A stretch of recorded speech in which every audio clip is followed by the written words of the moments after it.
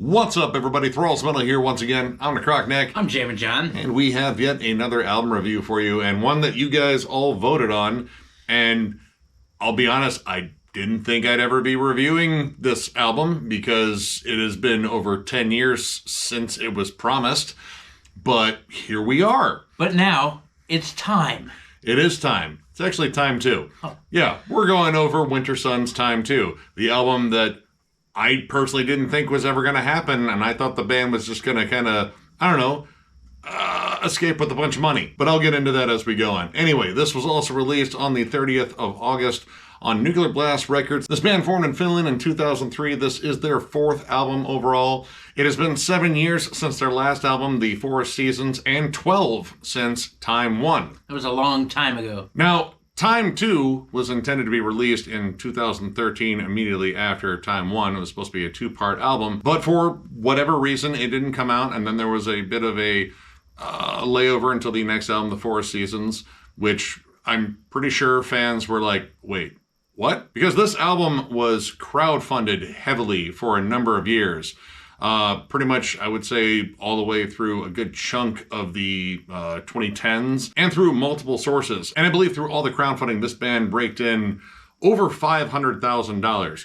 So that's also a lot of euros. I don't know the currency exchange, but it was a lot of money. And the fact that this was constantly delayed definitely led people to believe, the band may or may not have had some questionable scruples there. Like, namely, did they use this money to fund The Four Seasons, which I thought was okay. I didn't buy that one. I do have Time 1. Or did they use that to fund touring? I believe there was the question whether or not they were going to build a studio in particular for Time 2.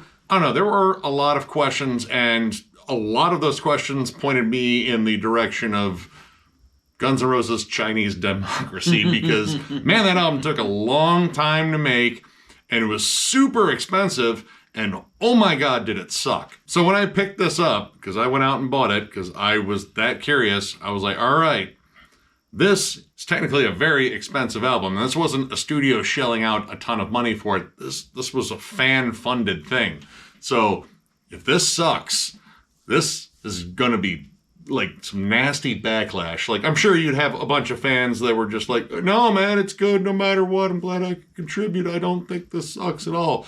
Secretly deep inside, like, oh my God, they duped you. And then on the other side of that, you would probably have fans that were in a blind rage that they actually threw money into this and they got kind of nothing in return. So I was really curious about this one in particular. I was curious too. That amount of money, I was really curious. First of all, I looked at the CD and the case, neither of which are dipped in gold, so we're out there. I went through the liner notes. I wanted to make sure it wasn't made out of unicorn skin or anything like that, anything, too exotic. It wasn't. It's a very, very normal CD. Yep. And, I mean, all right, for those that don't know about this band, this is symphonic melodic death metal. A couple of these guys are also in Insiphorum, which is like melodic death metal / pagan folk metal too.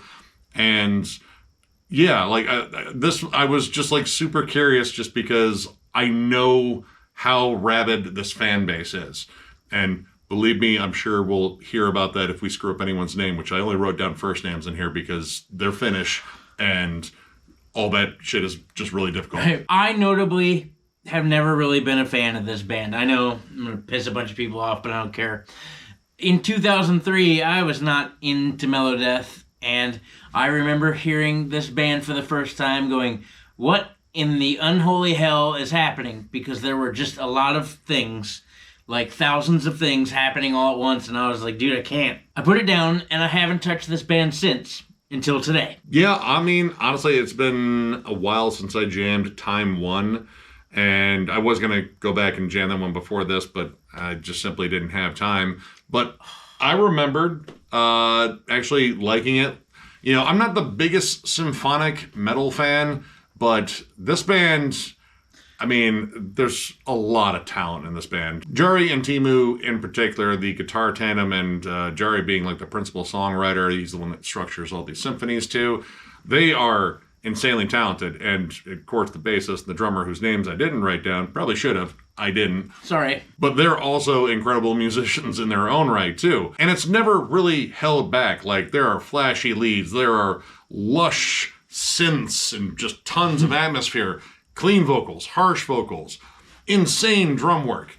This band does not hold back the fact that they are talented, and that is honestly on display once again. Now, this does have an intro, and I mean, this album likes to draw out certain sections, and there's lots of setup, lots of atmosphere, and I'll talk about the intro later just because I'll talk about it later. When this album really kicks off with The Way of Fire, oh my god, like that's a holy shit moment, to the point where I feel like they squeezed in every riff, every lead, every blast, every thing they possibly could to possibly overcompensate for the long amount of time that this album took to come out. And honestly, it kind of whoops ass. Like, it is fast, it is high octane, it is bright and triumphant, it is also heavy and just thrashy as hell.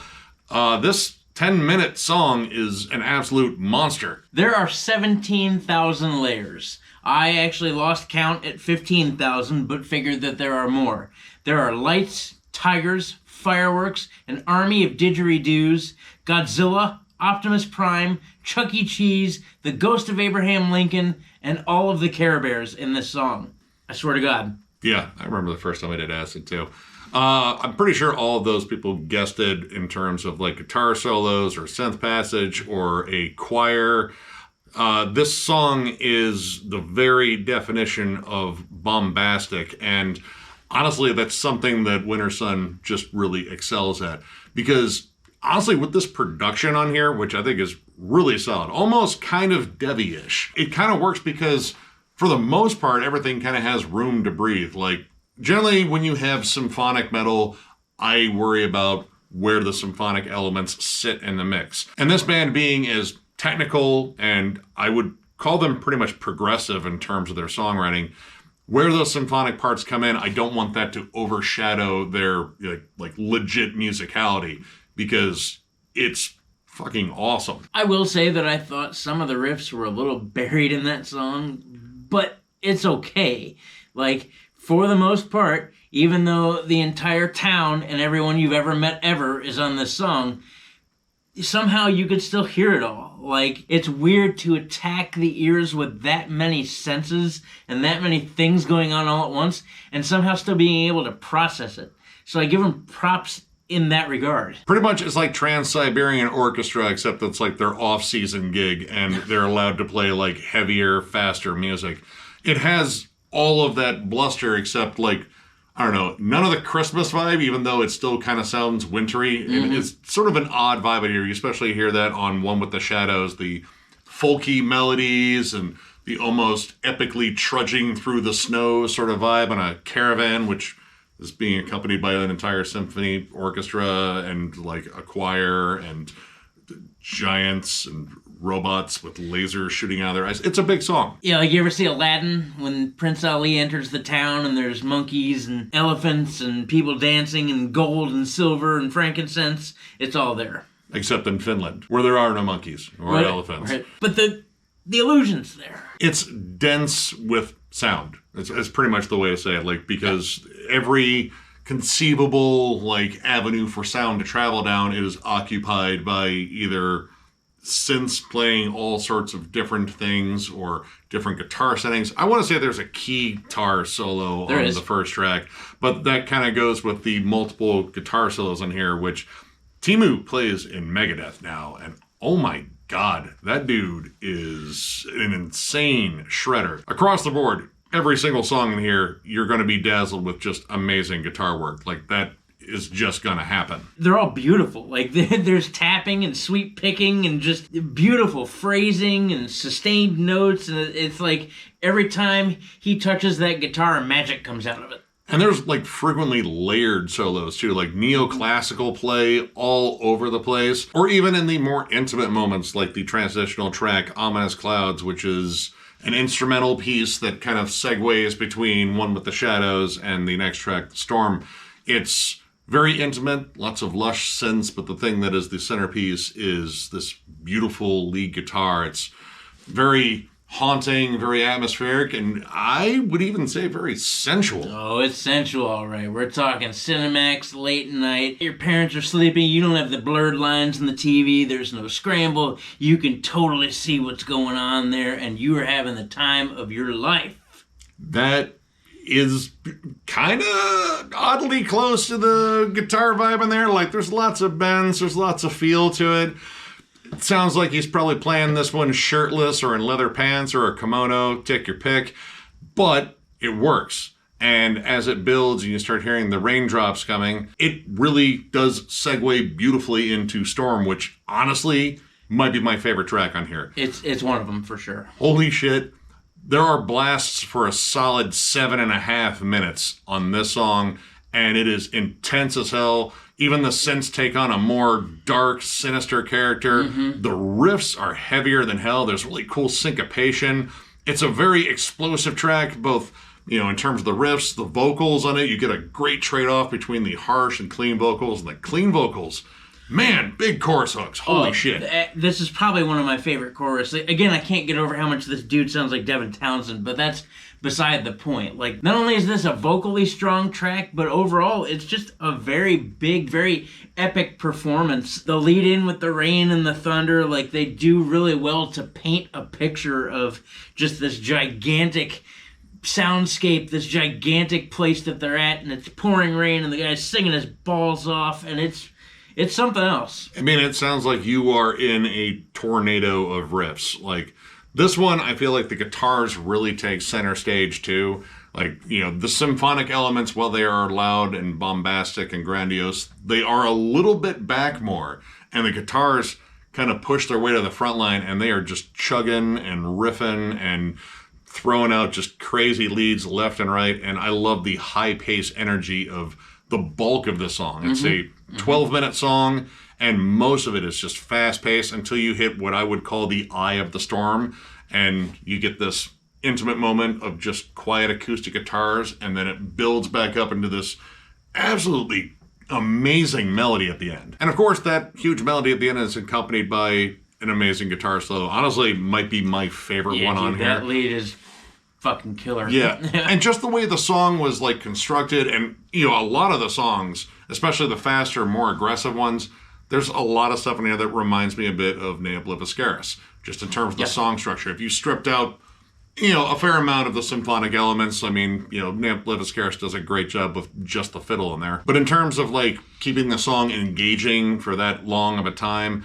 they nailed it. Like, that song is absolutely flat out amazing, and again, like a vicious standout, and plays well off of the closing track, Silver Leaves, which is the more soothing, bright, anthemic closer. So you get like kind of a cool 1-2 punch here of two very dynamic songs that are very different from one another, and I kind of like that vibe, because after the storm, man, like, your ass is whooped. Yep. That thing has just come through and wrecked shit and just left a sea of bewildered faces and possibly soaking wet panties. So the end of the storm has occurred, and Silver Leaves opens up with a beautiful running brook. There's hand drums, there's tribal drums, there's what we believe is a dulcimer. Not 100%, I really am bad at foreign instruments. If it's not guitar, I'm confused. A lot of this has a lot of Japanese instruments. Yes. I mean, you can definitely tell by the album cover. And this is yet another very strong vocal track. He's pulling out all the stops here. Like, this is the end of the line.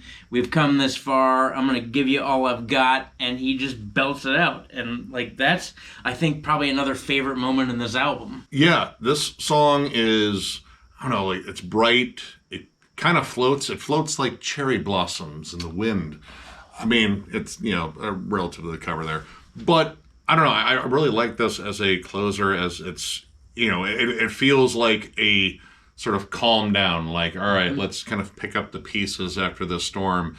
And the melodies are absolutely beautiful, and how they use traditional instruments to build into the, straightforward metallic sections of the song. I think they do it really well. Now, I do like this album. I do think it's pretty solid. It is not without some issues. One of the big issues that I had is, oh my god, this album will drag its feet in between tracks sometimes.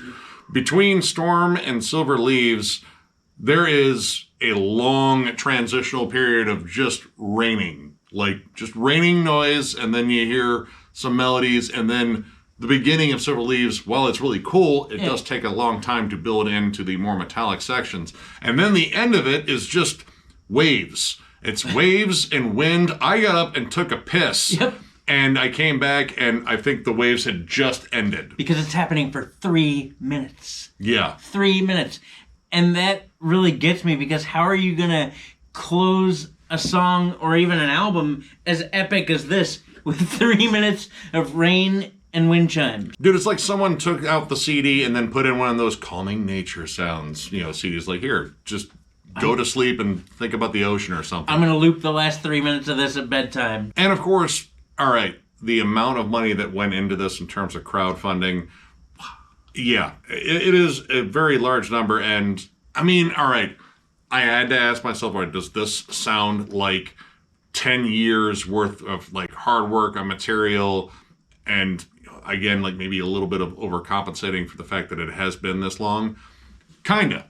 Honestly, like, this is pretty good, but I do feel like, again, it is long-winded at times, and I feel like it just goes too far with atmosphere. And the biggest culprit is the opening track, Fields of Snow, which is a 4.5-minute intro that sucks. I don't like it at all. It's like the title card to like 8 or 9 different animes that I probably wouldn't watch. And within those 8 or 9 animes that we wouldn't watch, the beginning of it, I'm going to be honest, it's a cell phone ringtone.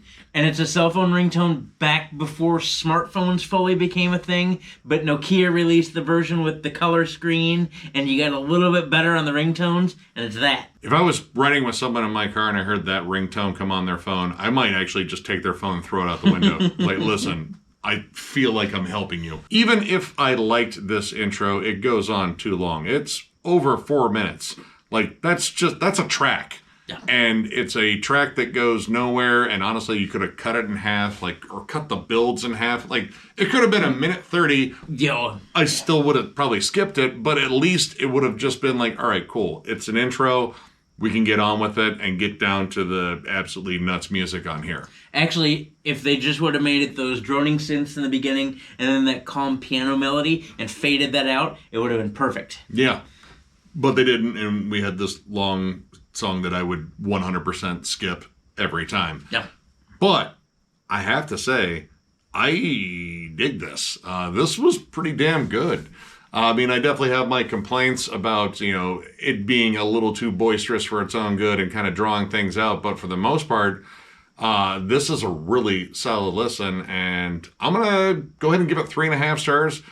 It could grow to a 4. When it came down to the main songs on here, this is really impressive. Like, the guitar work is amazing across the board. Even the symphonic arrangements, I didn't necessarily hate them. I think they complemented the music well, and I feel like there's like more attention to the theming and, the different movements of the songs and such. Vocally, I think it's very strong. I think the songs are very well written, and they really do feel like epic journeys, especially Storm. Storm absolutely whoops ass. That is probably my favorite track in the entire album. And honestly, there are parts on here that I kind of like better than, parts on Time 1. So I don't know. I feel like it is a pretty worthy sequel that we waited entirely too long for. Like, if this was a movie, like, the cast would have been too damn old and they would have had to recast everyone.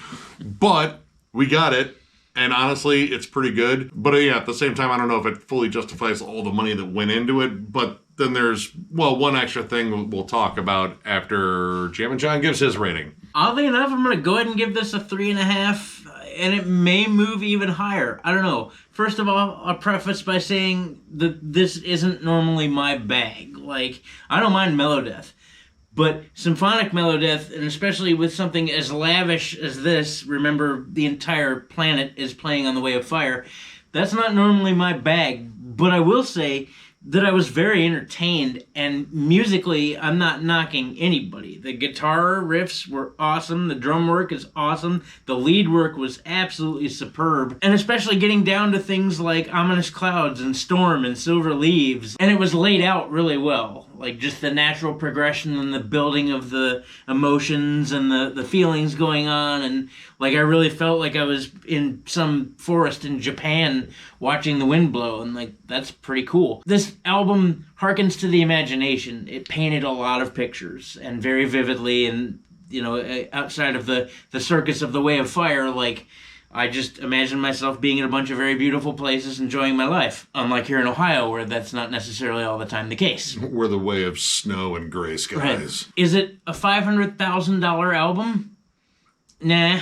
But it's still a good jam. I don't know what to compare it to other than Ne Obliviscaris, and yeah, I don't really know what to compare it to because, again, this really isn't my bag, but I enjoyed it, so give it a listen. Now, the other thing I wanted to bring up is, you know, when I was looking up all the information on this album, I came across another release, at least in the archives, beneath Time 2, called Time Package.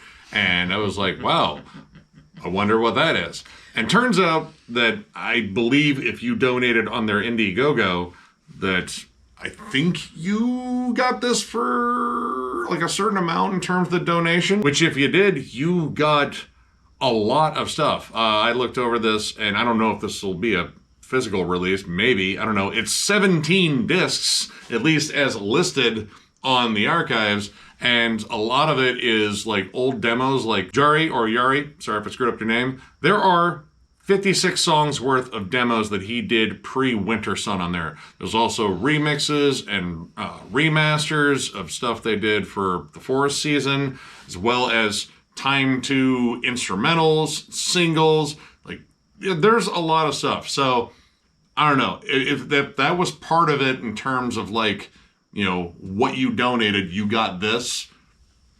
You know what, that is kind of cool. I'll give them that. But they're all digital. Yeah, at least for now, we could not find any physical media for it. That isn't to say they're not going to release it as physical media for you guys that donated. Or people that are just trying to hunt it down on eBay. Believe me, that'll probably happen. But either way, that was just something I noticed, and I mean, it's kind of like a big thing to notice. So yeah, I don't know. I guess that's kind of cool. I don't know. If you did get that version, tell us about it in the comments. I'm kind of curious. I just got a standard CD that, you know, you get at a store when you don't donate money on Indiegogo for an album that you don't think is going to come out for years. Or ever, in my case, because I really didn't think this was going to happen. But again, here we are. So, if you enjoyed this video, give it a thumbs up. And if you are new to the channel, subscribe, because we do stuff like this all the time. We are also on Patreon. If you'd like to help us out there, there's a link down below to thrallsmetal.com. Our Patreon link is there. It is also on our channel up in the banner in the bottom right-hand corner. But if you are looking for Thralls Metal stuff, you have to go to thrallsmetal.com. We have t-shirts, both old and new. The old ones are discounted, provided we have your size. And we even have hats, too. So if you're looking for any of that stuff, click the link down below. And as always, tons of stuff going on at Thralls of Metal. Album reviews, discography rankings, collection updates. Is it metal? Is it not metal? States of metal. Does this band sound great? Does this band sound bad? I don't know. We've been doing a bunch of discussion topics. We always are doing something. Live streams. I don't know. Thralls of Metal has become pretty much a bigger part of my life than anything else, and I'm cool with that. But what we're most thankful for is the fact that you guys are cool with that.